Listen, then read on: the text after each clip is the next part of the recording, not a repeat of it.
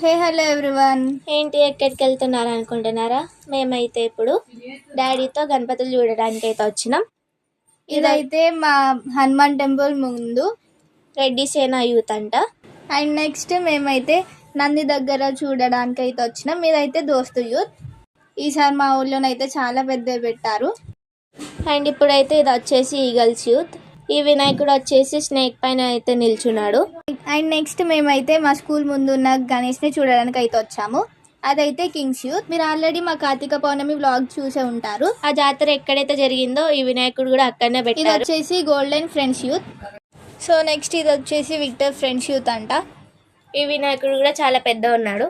ఇప్పుడు మేము చూపించే వినాయకుడు అన్ని బైపాస్ రోడ్ సైడ్. అండ్ ఇదైతే శివాజీ యూత్ అంట. ఈ వినాయకుడు అయితే మా ఊర్లోనే అన్నిటికంటే ఇదే పెద్ద వినాయకుడు. మాకైతే ఈ వినాయకుడు చాలా బాగా నచ్చాడు. అండ్ ఈ వినాయకుడు అయితే మా పద్మశాలి సంఘంలో అమ్మవారు అండ్ వినాయకుడు అయితే చాలా బాగున్నారు.